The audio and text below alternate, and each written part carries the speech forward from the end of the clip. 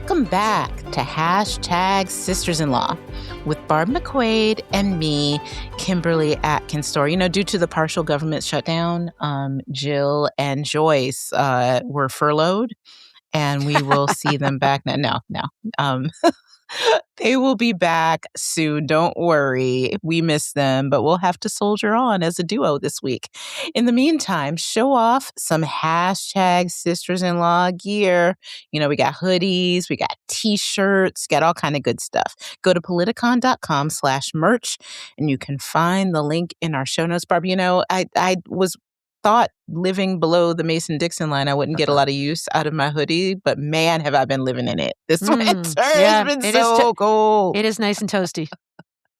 And we have exciting news. If you haven't heard already, we have launched a companion podcast called Sisters Sidebar, where we'll answer questions that we couldn't get through on our main show. You know, we do say that the listener questions are our favorite part of the show, and it's true, and we wanted more of them. So now we have another podcast.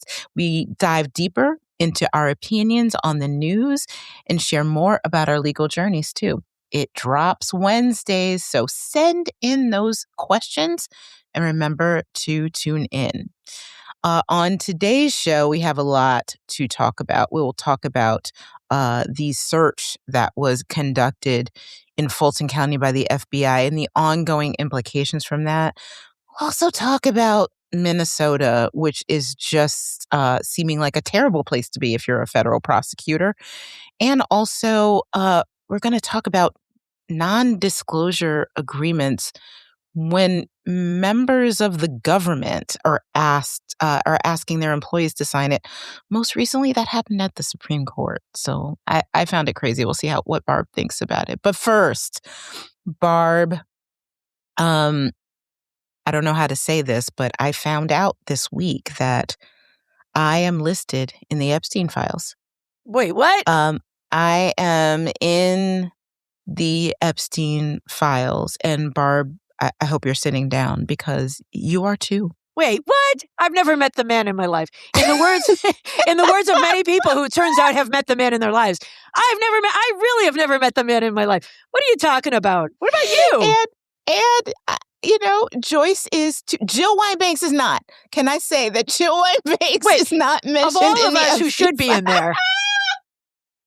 Wait, please do tell. Give me some context here. What are you talking about? So I was just tooling around on the Department of Justice site where they have put the Epstein files up and put in a searchable tool where you can search names that are in it. It warns that it may be error prone, like it's not a foolproof tool. So but I just started punching in the names of people who I might know, and lo and behold, there was mine, and there was yours. Wait a second, and there was Joyce's. Now, let's be clear: none of us have been to Epstein Island.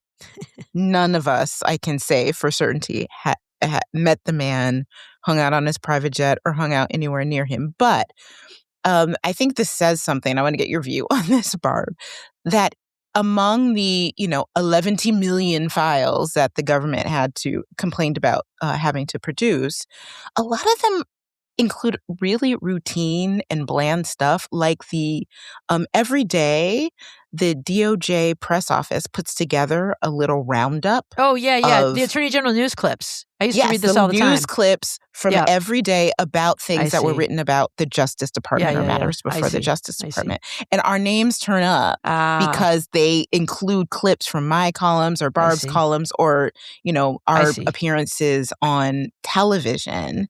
And that's why our names are in it. I see. I'm looking at this now. You had me worried there for a minute, but I see there's an email to Steve Bannon where somebody shares an article that quotes me about Michael Cohen. That's so funny.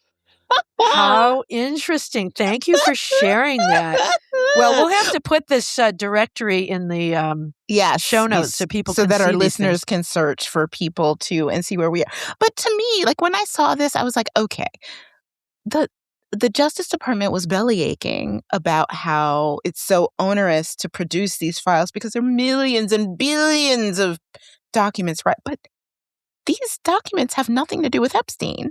Yeah. Like, I feel like they loaded them with things that are not at all, in attorney speak, not responsive to the request. Barb, is this a normal kind of thing to So, include? like, you're saying maybe they created a haystack to make it harder to find the needles? Correct. Yeah. No, I'm looking at the stuff that you see, which is the most innocuous.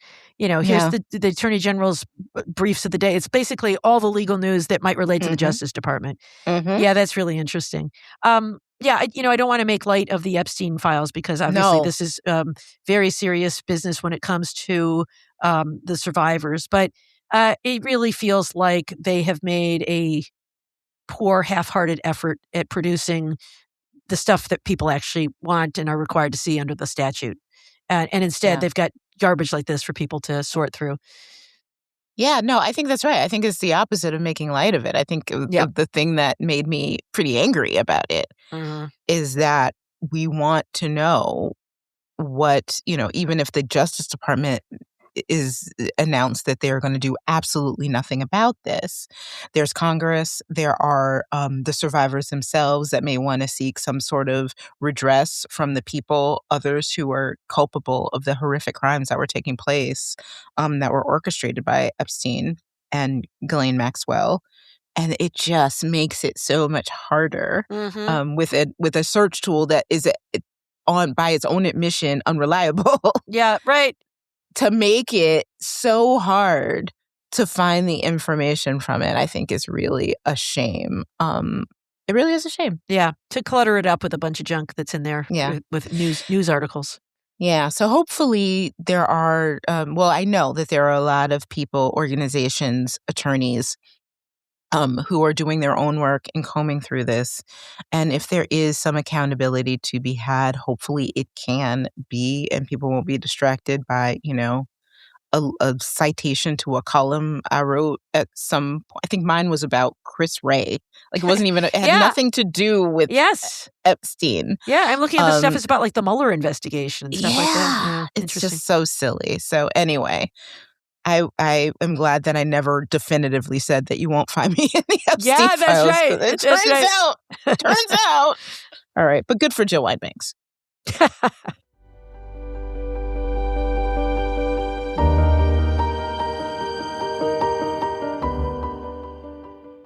Oh, Kim, you know how much I love Quince. I gave Quince sweaters to all of my sons for the holidays because I think their sweaters are fantastic, like so many of their products. It's all about elevated essentials that feel effortless. Everything is designed for layering and mixing, and each piece helps build a timeless wardrobe made to last. They've got versatile silhouettes, thoughtful details. Quince offers styles you'll wear again and again. And you know what, Barb? They make really, really great gifts. Whenever I've given gifts from Quince to my husband or my stepdaughter or anybody else, they all really, really love it. And, I love it and I want everybody to know about it. Quince has wardrobe staples with qualities that's made to last. You can refresh your fit with their 100% organic cotton sweaters, premium denim made with stretch for all-day comfort, luxe cotton cashmere blends perfect for the changing seasons, and more.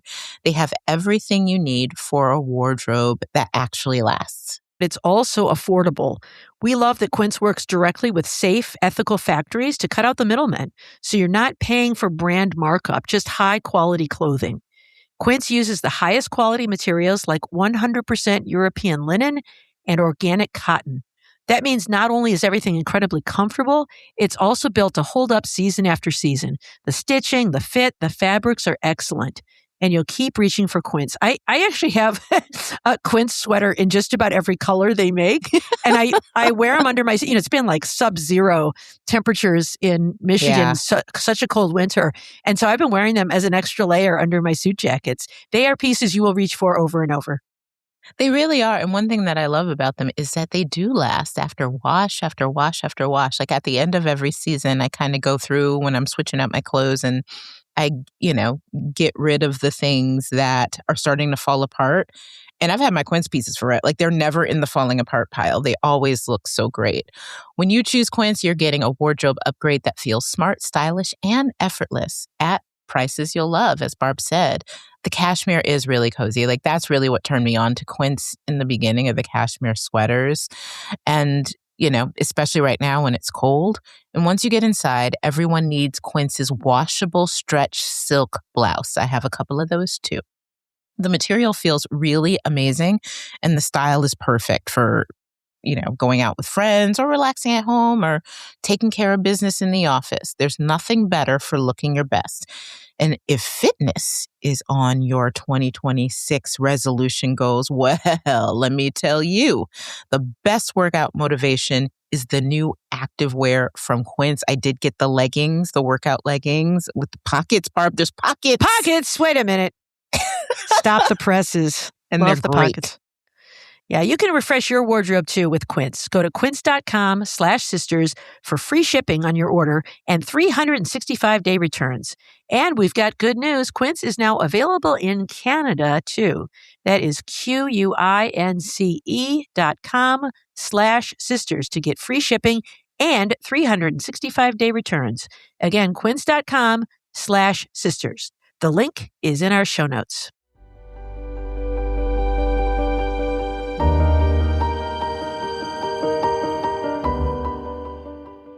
Well, last week, dear listeners, you may recall that we discussed a search that was conducted by the FBI at the election office in Fulton County, Georgia. This week, Fulton County is firing back. They filed a legal challenge to that search. Kim, let's break this down. First, what is Fulton County seeking in this legal challenge? So Fulton County wants their stuff back. The FBI seized, not just to give you an understanding, when ballots are cast, not only are the ballots taken by the election offices, but they are archived. You know, the material is archived in rolls that are stored. And in Fulton County, these rolls are stored within the building itself in an archival way. So it's not just the last election. It can go back some time. And they, I think it's meant to be cataloged and, in case there's any future need for them. But the FBI just came in and just swooped up all kinds of rolls and documents and didn't catalog what they even took. So Fulton County is asking for this information to be brought back because they don't know what they took. Oh, boy. They don't know how far it goes. And I don't think this is how the FBI should be working when they're pursuing some particular alleged crime, which is the only reason why the FBI would be involved. But they did this in such a overly broad way that Fulton County officials are now going to a judge and asking, please make them return at least whatever they had so that we have these documents for posterity, because at this point, Fulton County is no longer in possession of them, which is wild. It is wild, because they took, according to the warrant itself, ballots from prior elections, tabulator tapes, and also voter rolls. So the names of all of the people who are registered to vote in Fulton County. It's hard to imagine what is in the affidavit that was submitted to the judge. We haven't seen that. On the public docket, we've got the warrant itself, which shows us what crimes are allegedly being investigated. One is failure to retain documents. Well, here are the documents.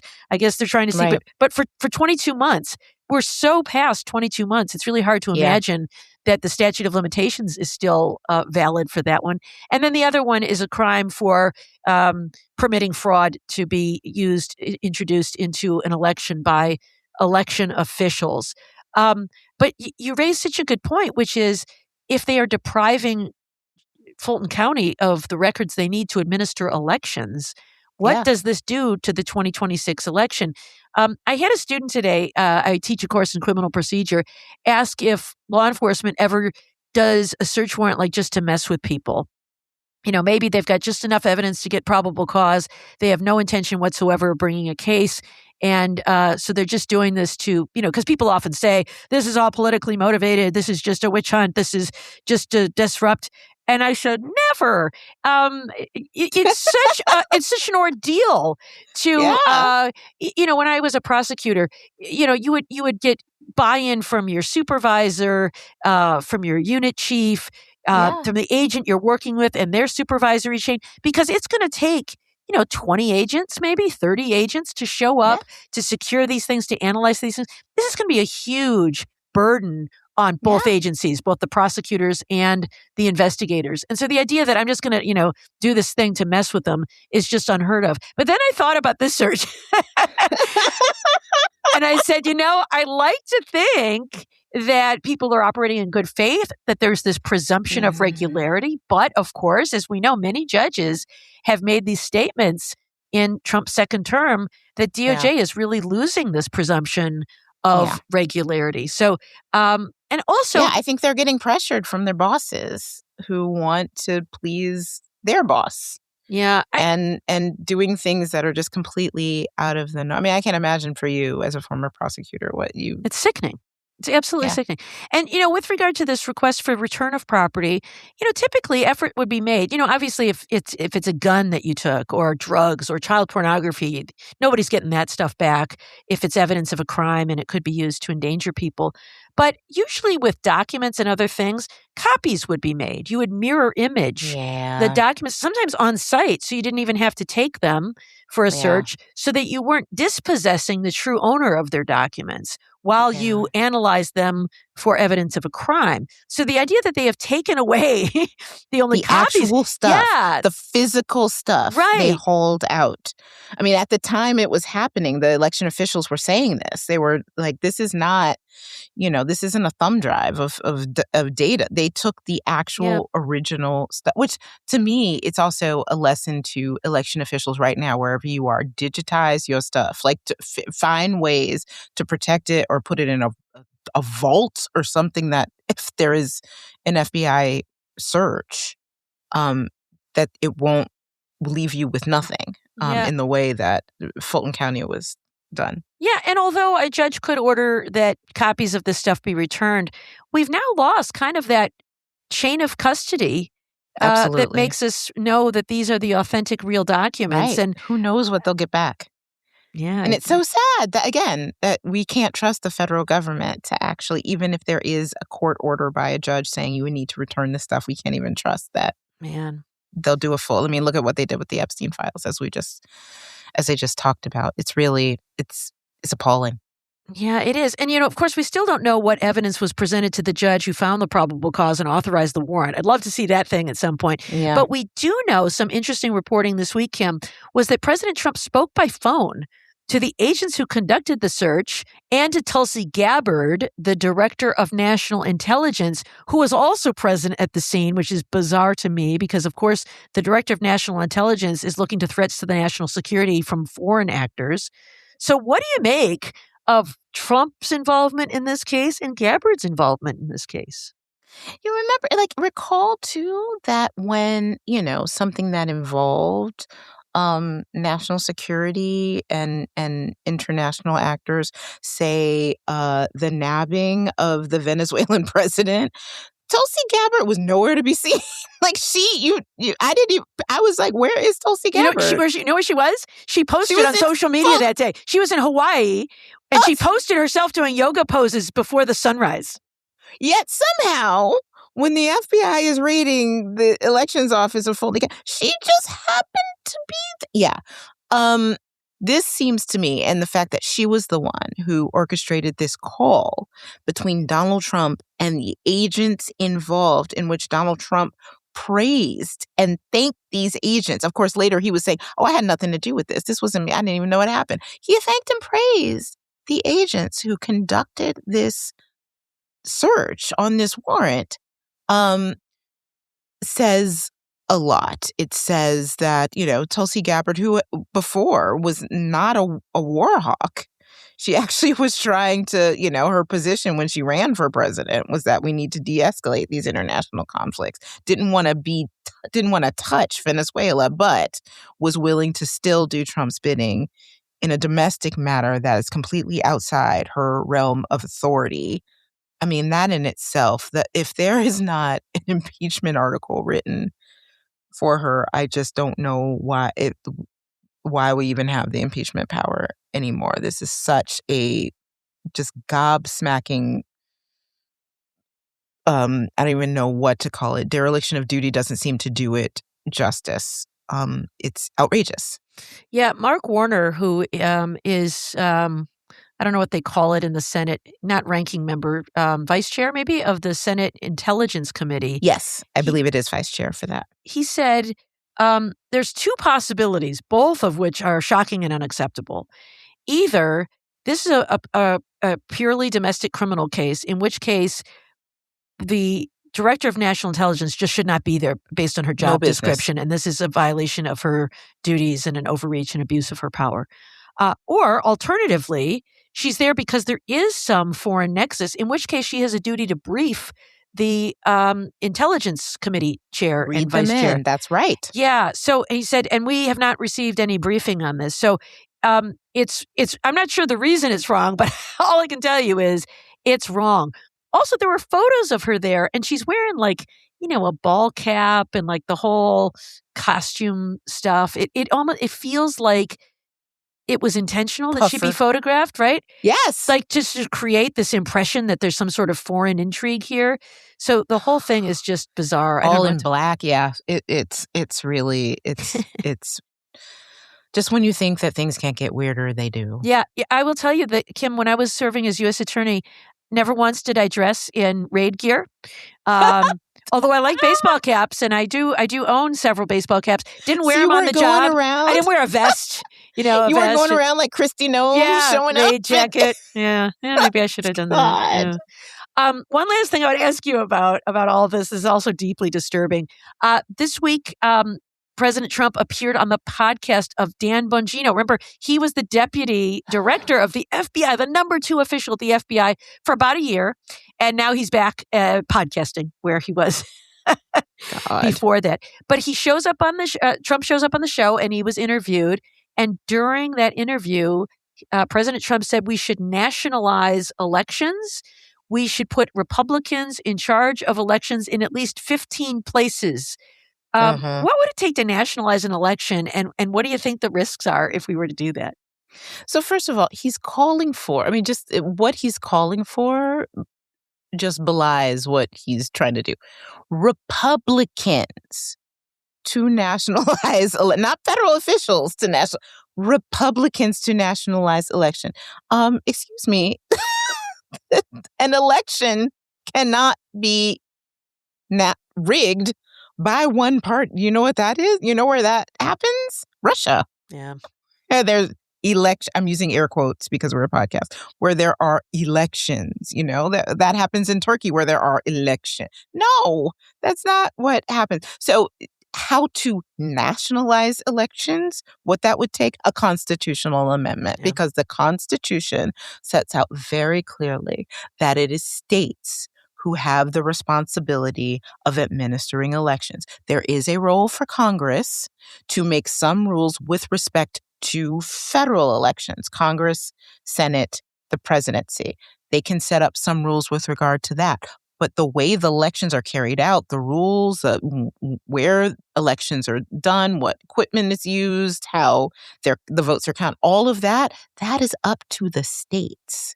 So unless you amend the Constitution, which I don't think is happening anytime soon, thankfully, that can't happen. But what I think he's really calling for, though, is for Republicans to do everything they can to throw wrenches in the system.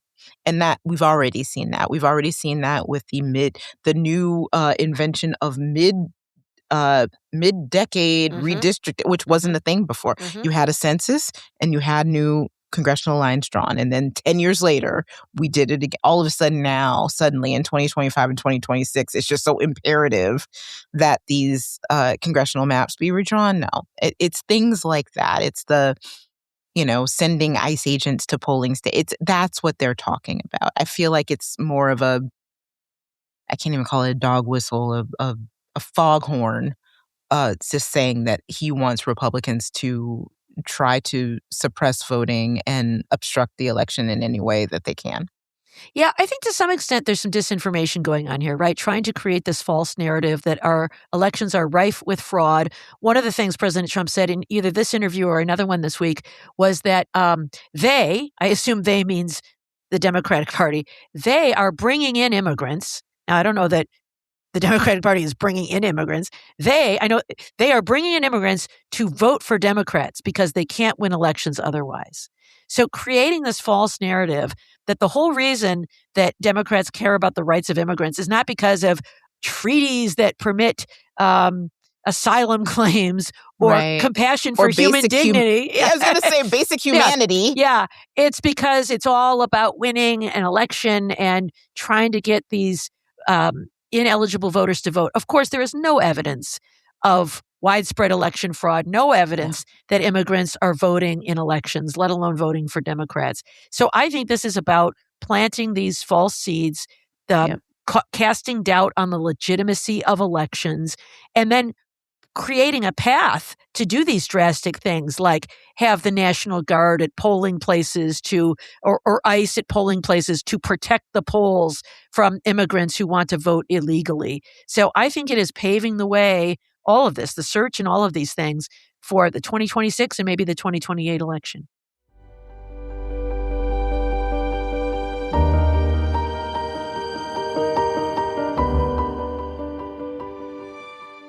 We all have this image of our perfect day where we get all our tasks done and eat better. The problem is that when the winter cold hits, things pile up and it feels like you have zero time and zero energy to spend cooking. At least I know I do. That's why we want to tell you about Factor. Factor doesn't ask you to meal prep or follow recipes. It removes the entire problem. All you have to do is heat it up. It takes 2 minutes and you have delicious, real food ready to enjoy. Yeah, I have a lot of jobs, and as such, I have a lot of deadlines, and I'm usually pretty busy during the day. And sometimes the last thing I want to do is cook, and I certainly hate the supermarket. I've said on the show many times how much I detest going to the supermarket. And, it takes up time we don't have. And that's why I love Factor. It's made by chefs, designed by dietitians, and delivered to your door. And you heat it up for 2 minutes and boom, dinner is ready. The meals taste great and are packed with ingredients you can really feel good about, like lean proteins and colorful vegetables and whole food ingredients. And healthy fats, all the stuff that you'd make if you had the time to do it yourself. And best of all, there are no refined sugars, no artificial sweeteners, and no refined seed oils. Factor offers, get this, 100 rotating meals every week. And you 100? 100, Kim. And you can, choose your categories. Maybe you like high protein, calorie smart, Mediterranean, GLP-1 support, ready to eat salads, and their new Muscle Pro collection for strength and recovery. All you have to do is pick what fits your goals, whether it's healthier eating, calorie management, more protein, or whatever you're actually trying to do. It's great having easy snacks that are healthy, smoothies, and more ready to go when hunger strikes. In fact, here's what I'm planning today, Kim. Are you ready for this? Yes. I on this cold Michigan day, I am going to enjoy their 3-bean vegan chili with cornbread casserole and tofu-based crema to ward off the cold. Oh, that sounds so good. Doesn't that sound amazing? So no matter what you choose, you'll be amazed at how much time and money you save. Factor is always fresh, never frozen, and ready in 2 minutes with no prep, no cleanup, no mental load, no muss, no fuss. You don't need motivation to eat better. Just eliminate the reasons you don't. Head to factormeals.com/SIL50 off and use the code SIL50 off to get 50% off your first Factor box plus free breakfast for a year. This offer is only valid for new Factor customers with the code and a qualifying auto-renewing subscription purchase. Make healthier eating easy with Factor and look for the link in our show notes.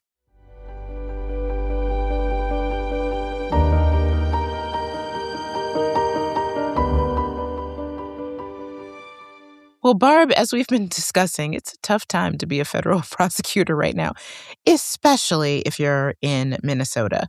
Much of the news that came out this week regarding the surge in ICE operations happening in and around the Twin Cities is related to the Justice Department's prosecutors who were tasked with handling the flurry of litigation surrounding. It's important to realize when we're seeing all these actions take place, they don't just end with these. It's really the beginning of a process that really has been taxing federal prosecutors, whether it's with respect to habeas claims or it's respect to people who are harmed, who are not a part of these operations.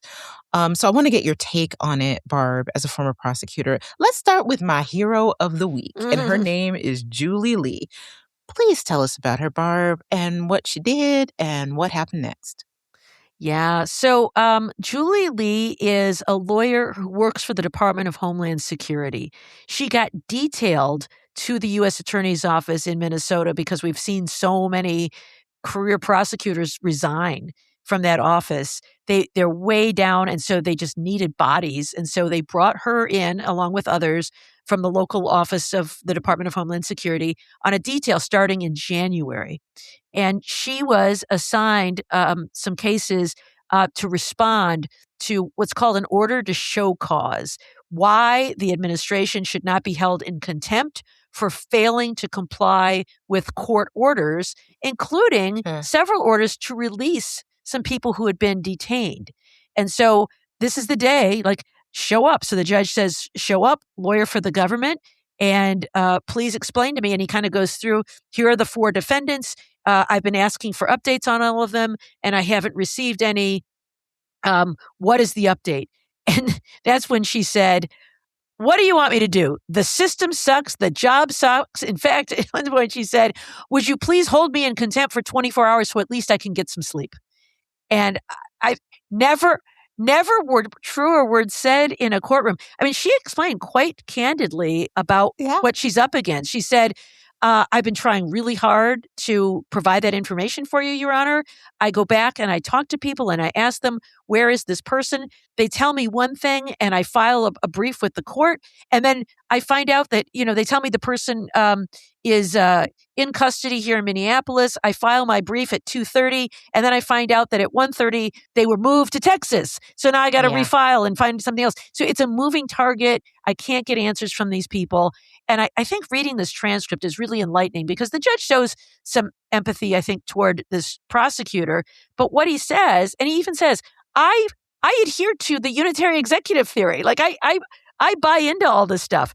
But what you can't do, and I buy into immigration enforcement. You can absolutely enforce the immigration laws. But what the government can't do is arrest so many people that you don't have the capacity to provide due process to all of them. Like, you can't just lock people up and not share with the court where they are. Or once they've been ordered released, you can't lose them. You have to be able to do these things. So I think this transcript is really incredibly important because it provides this wake-up call. What about her makes her your hero?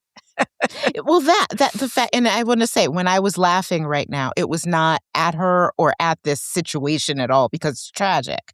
It's tragic that we've gotten to this point. But as somebody, I was not a prosecutor, but as somebody who argued before judges many times, and they're asking me questions about that, I can't imagine the amount of frustration and resignation that you must have in your heart as an attorney arguing in front of a judge that brings you to the point where you are saying, you know what, judge, hold me in contempt, please. I would love it. Like, at this point. Yeah, she said I was until 2:30 last night working on this. That would be relief at this. The last thing you want to do as an attorney is to be held in contempt for anything.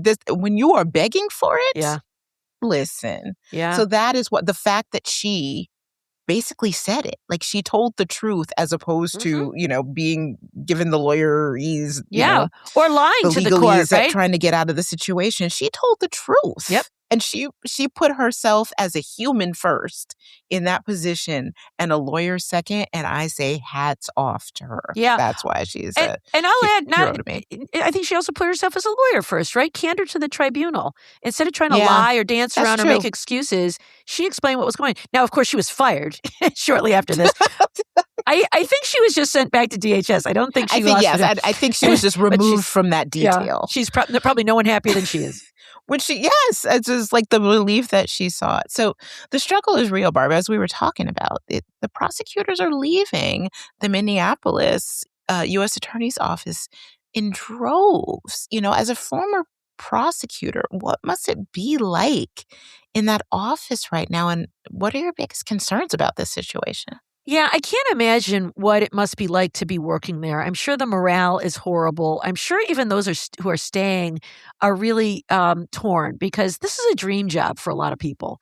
And I can imagine people trying to say to themselves, look, if I can just stick it out for 3 more years, we'll have a normal U.S. attorney and I can stay here for the rest of my career and do incredibly important work. But at the same time, I'm sure there are others who are saying, but there are certain things that I'm just not going to do.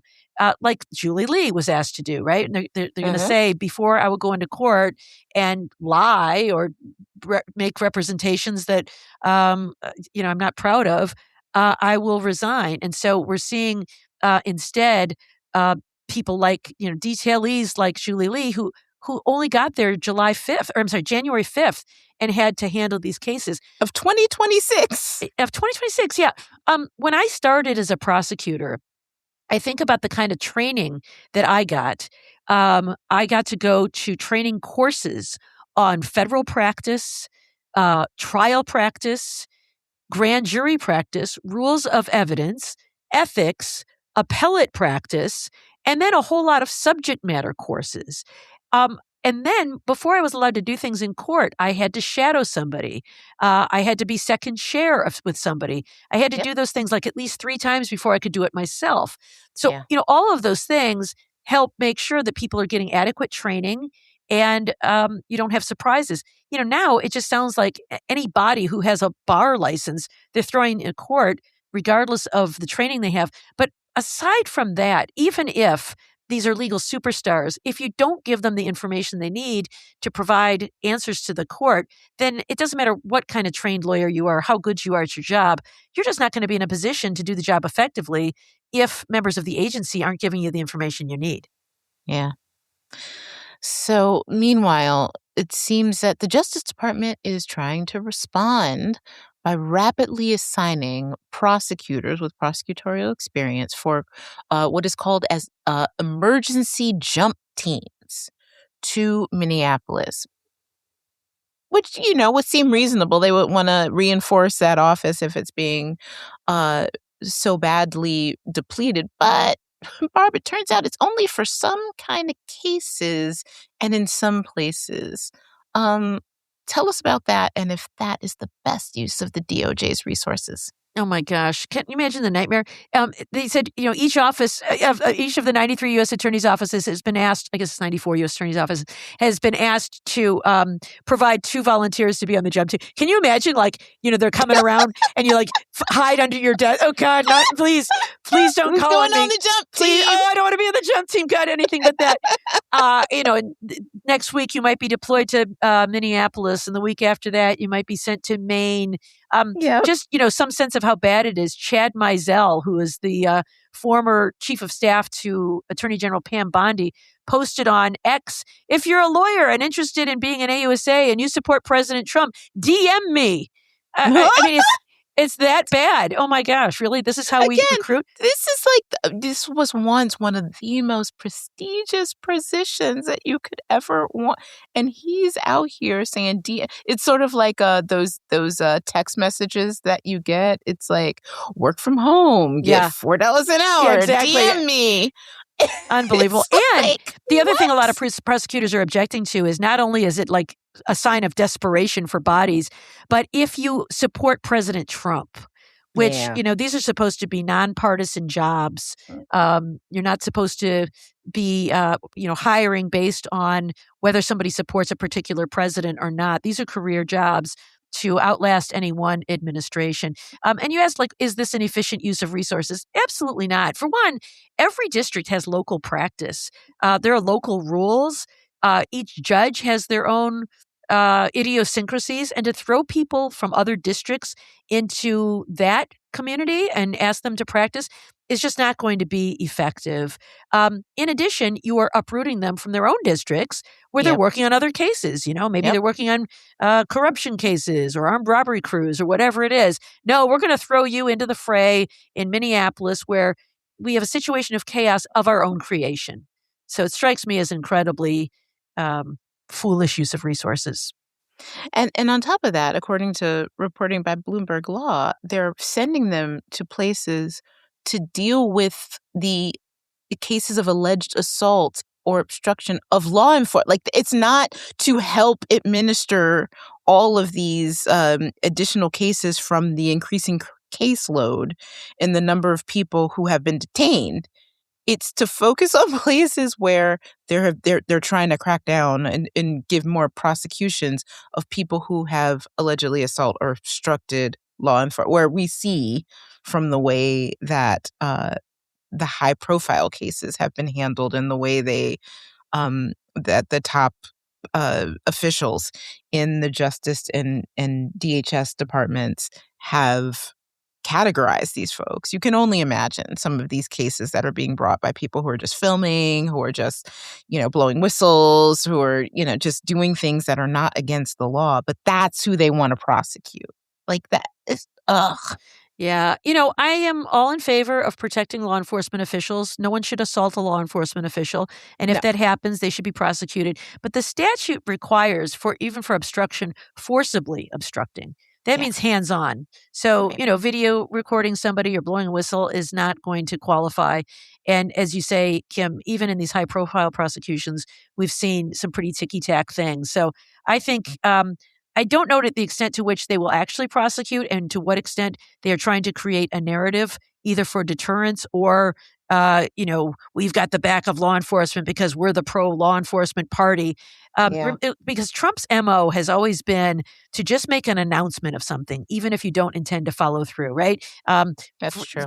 Vladimir Zelensky, I need you to announce, I need you to go in front of a microphone and announce that Hunter Biden and Joe Biden are under investigation for corruption. He said to DOJ, just announce that the election was corrupt and leave the rest to me. So just creating this impression is all that he cares about. So I don't know if this is really happening or if this is just an announcement. But whatever you do, if the recruiters, dear listeners in U.S. attorneys' offices, when the recruiters come by, maybe you dropped a contact lens on the floor and you need to get down behind your desk and look for that so they don't spot you sitting at your desk when they're looking for the people they're going to send in these jump teams.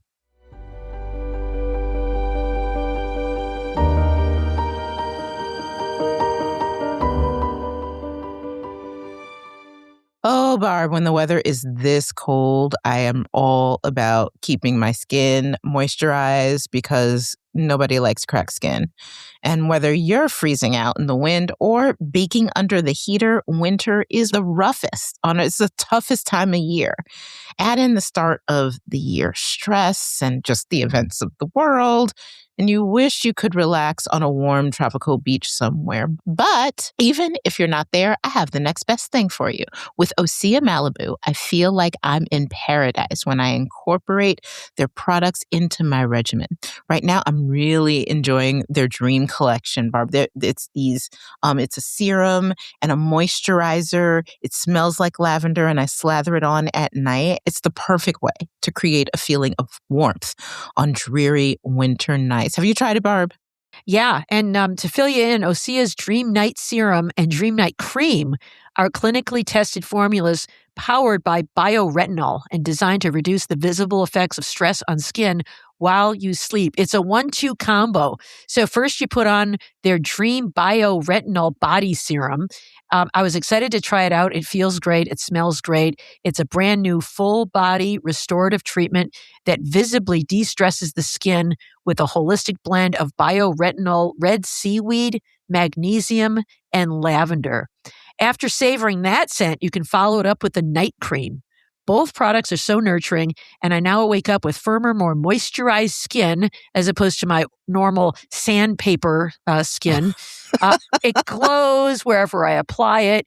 It doesn't just visibly firm and improve skin elasticity, it also smooths lines and wrinkles with less potential for irritation than the traditional retinol of other brands.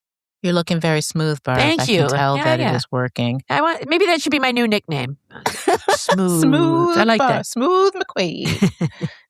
Skincare is self-care, and the Dream Collection makes it easy to give your skin a rest. Say goodnight to dryness, dullness, wrinkles, and lack of firmness, and say hello to serenity.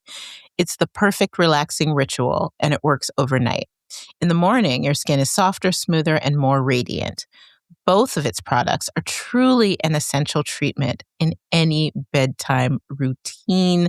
You can ask Greg. It's always a treatment for my one night. I'm just going to, like, once he's sleeping, slather it on him too, because I know he'll like it too.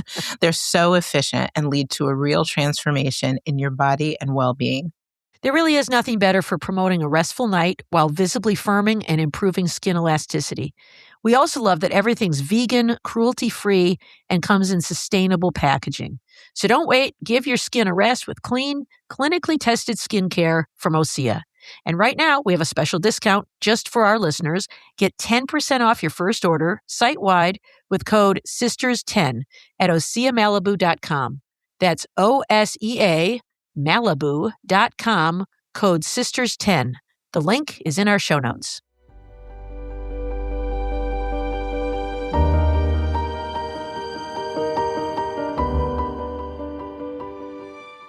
Kim, I want to ask you about a topic you wrote about in your newsletter, The Gavel. If you're not subscribing to The Gavel, you're doing it wrong. Kim posts a newsletter every Wednesday with a deep dive on some interesting things, usually about the Supreme Court, what's going on there.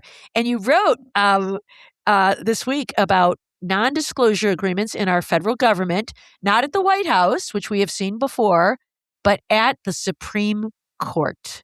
Yeah. Go ahead. Tell us about this. Well, picture it. The head of a branch of government calls in some employees in a room, presents them with a non-disclosure agreement because he wants to stop leaks from the building, and tells them to sign it right then. That sounds like something Trump would do, right?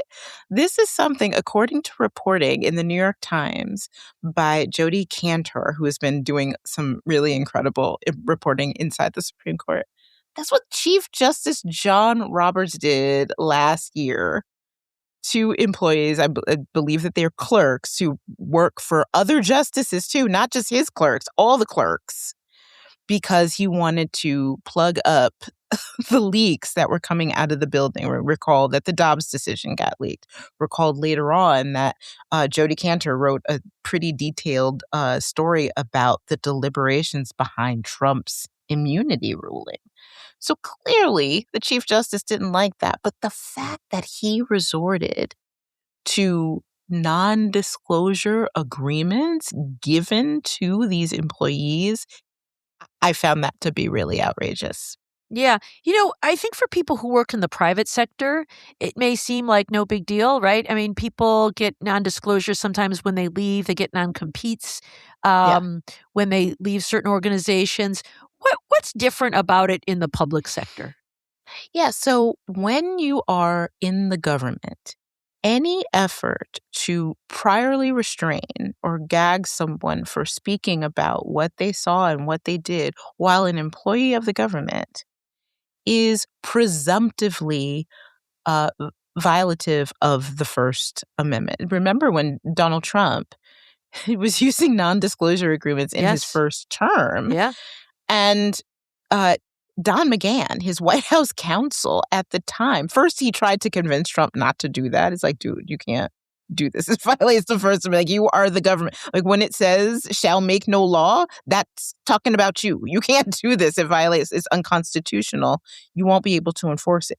Trump wanted them anyway. So when Don McGahn drafted and handed out to employees this non-disclosure agreement, he told them, this is not enforceable, but, the boss wants it. So could you please sign it? Don McGahn was 100% right. Yeah. It is unenforceable because it's presumptively unconstitutional unless you have a really good reason. So, for example, if you're working in the intelligence space, yeah, of course you can't disclose classified information. The government has a compelling interest to keep classified information classified. And so the least restrictive means would be to restrict the people who are in possession of that from disclosing it. That would pass constitutional muster. What the Chief Justice is doing, not so much. And it's particularly galling because he's the top judge You'd think he'd in know a the thing or two. country. He knows that this is constitutionally dubious.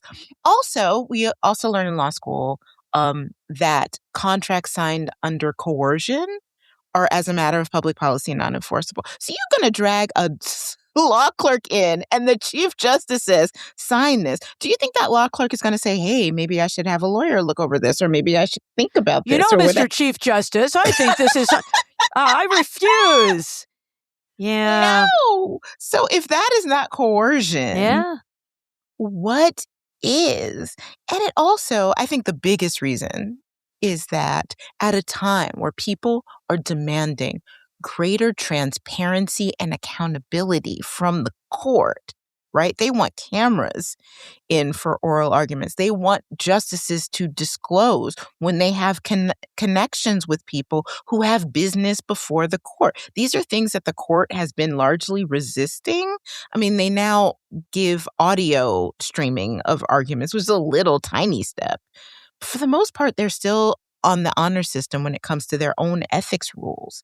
So to have the Chief Justice then try to make it more, like, to make it less transparent. Yeah, get over yourself. Sir, read the room. Yeah.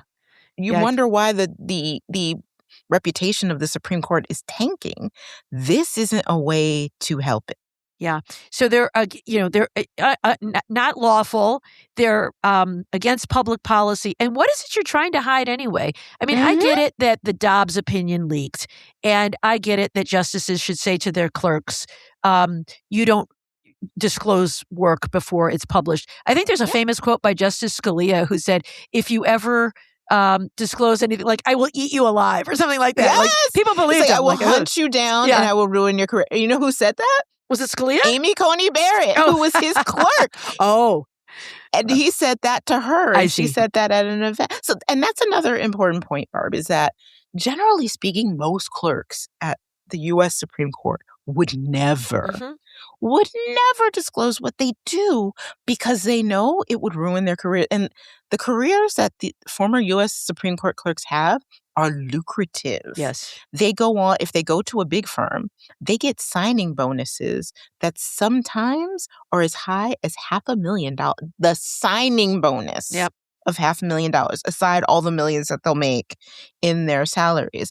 They go on to prestigious jobs like U.S. Solicitor General. You know, somebody or who Supreme Court. Yeah, they go on to be federal judges or justices of the Supreme Court. My former colleague, we were both interns together at the Boston Globe. Elizabeth Prelogger was the Solicitor General under Joe Biden, and she got a clerkship. She clerked for Elena Kagan. They're not going to want to mess up their careers because legal circles are small. People are not going to want to hire somebody who snitches about what they did at the Supreme Court. They're really not. So there's already a disincentive. And again, if that still doesn't keep people from leaking, I think the thing for the Chief Justice to do is to ask himself, okay, what's wrong with this institution? Yeah. That there is so much problem with leaking. Maybe if we are more transparent, it will be harder for reporters, good reporters like Jodi Kantor, to get these scoops because we're being transparent in the first. I think that is what he ought to do. And the fact that he is doing it this way, man, it just gives me one more reason to believe that he is not the court institutionalist that he has long had the reputation of being. Yeah. Circle the wagons. Share nothing, disclose nothing, deny everything, admit nothing, and make sure nobody shares anything out of school. And, if one of the values of transparency, of course, is it gives public the trust that things are on the up and up. Right. And if people have the ability to disclose problems, they have the freedom to do that. If you have NDAs, like it just raises the question, right. What is it they're trying to hide? What are you hiding? That's exactly right.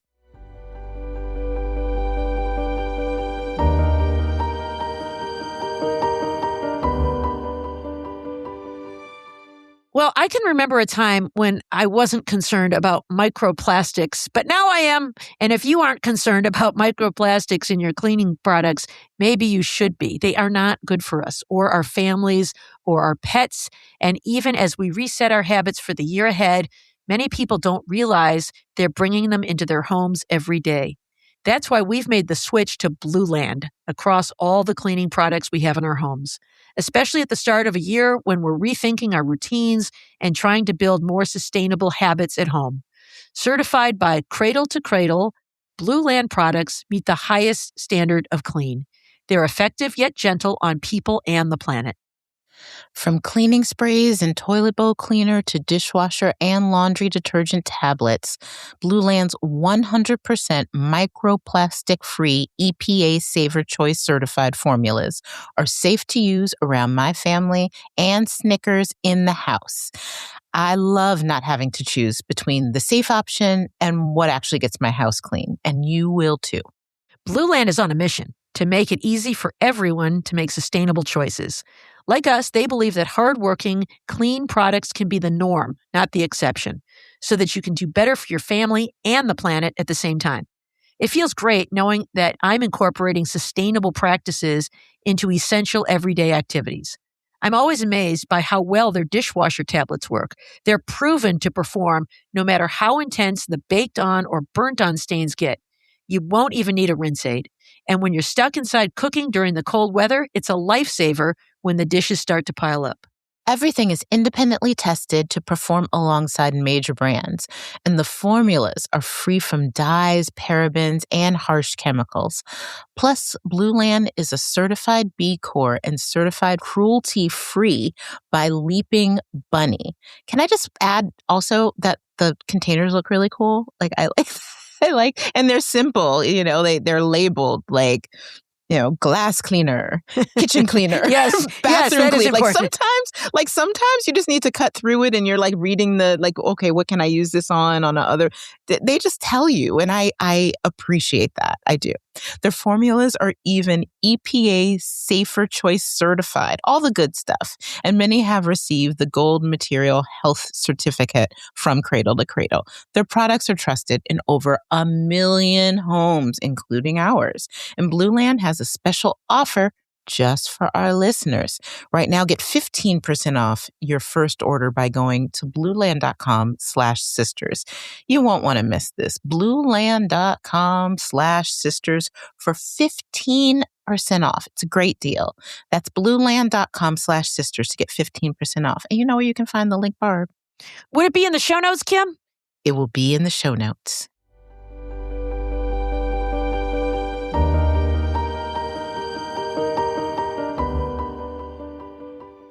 So now we have reached what is truly our favorite part of the show, and that is questions from our listeners. If you have a question, you know what to do. The email is sistersinlaw@politicon.com. The hashtag is sistersinlaw on social media. Ask us your questions. We will do as many as we can during this show. We will also answer some in our new show, Sisters Sidebar. And when we can't get to them at either one of those places, we will try as much as we can to answer them right in the feed. So keep an eye out on all of those places. So, Barb, I'm going to first ask you a question from Truman in Austin, Texas. We have had some good times in Austin, Texas. We have. Austin is a great have. place, yes. So I love that city.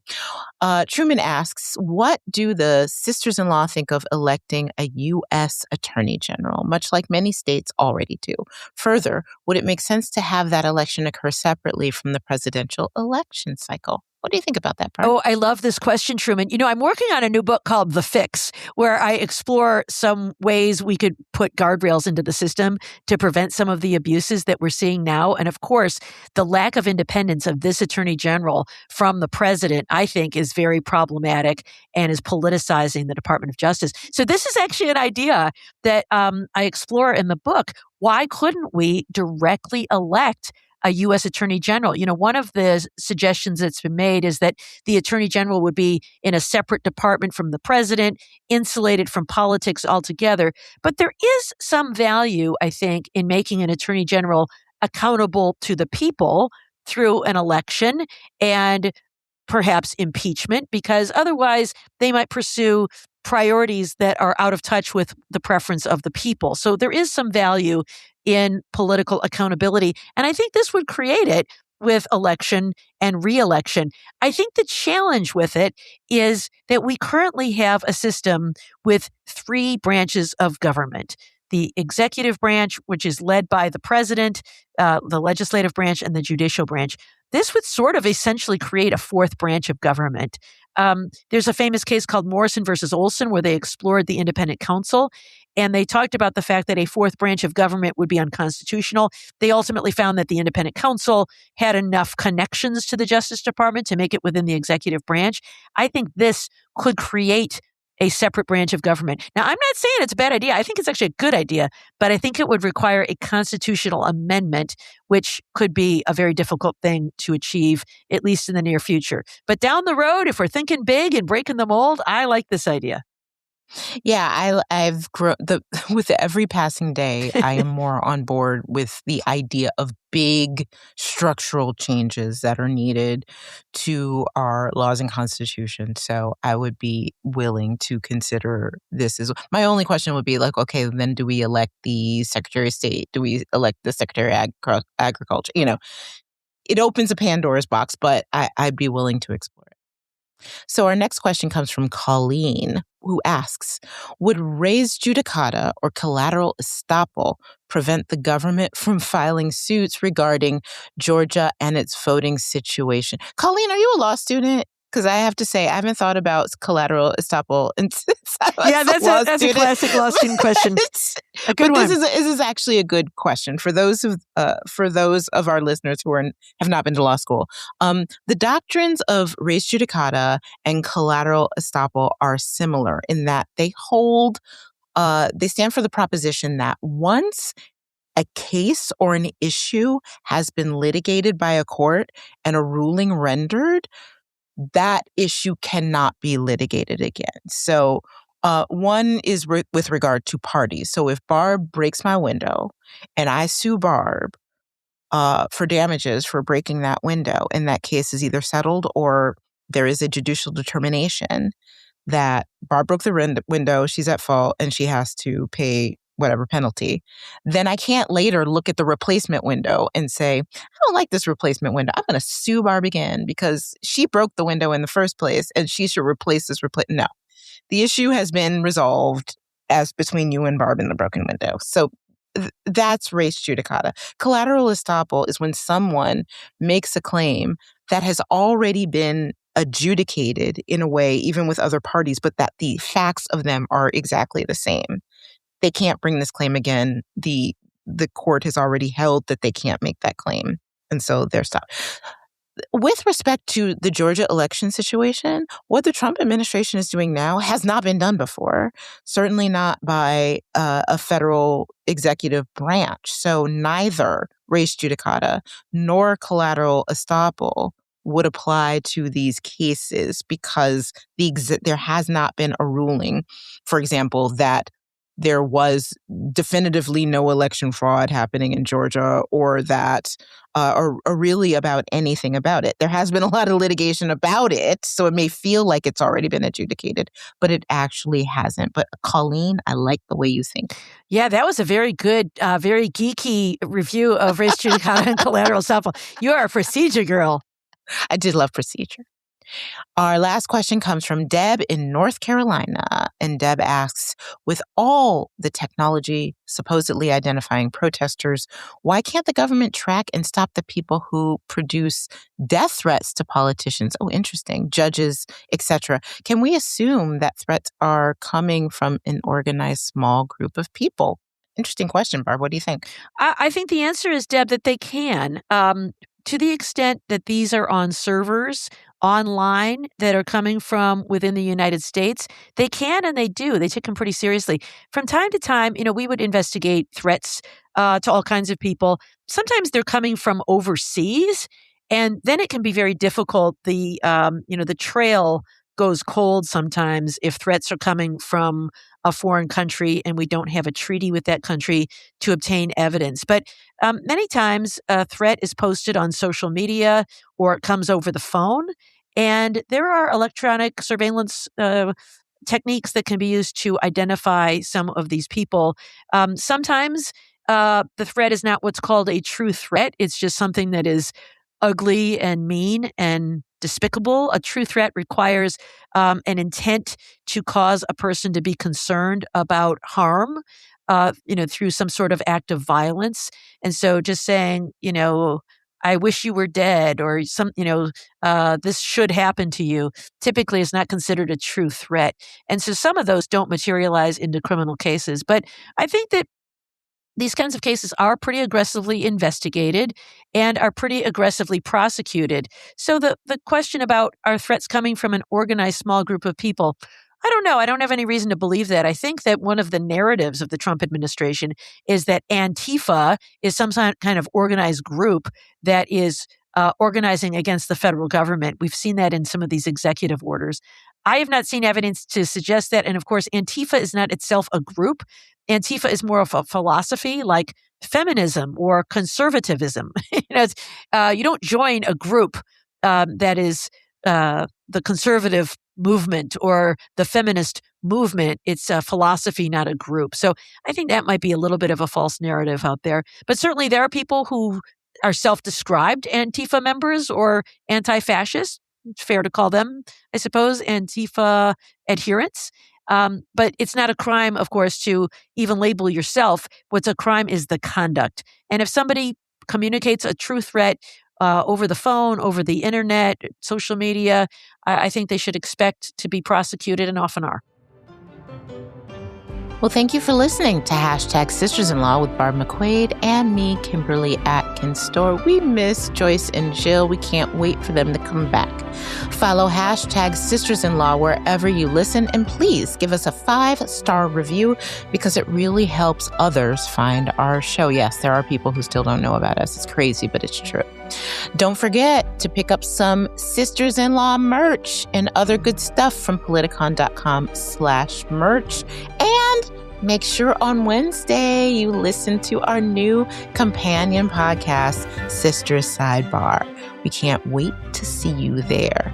Please show some love for this week's sponsors because they really are the reason we're able to bring this podcast to you. Quince, Factor, Osea Malibu, and Blueland. We truly love them all, and we would love for you to support them too.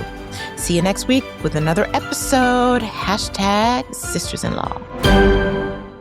How funny is it that it's the three of us, you, me, and Joyce, and not Jill? Like, of all the people I would expect to be in the world of intrigue. Of course Jill is in the Epstein files. Yeah, right. Nope. Yeah. I searched with and without the hyphen and everything.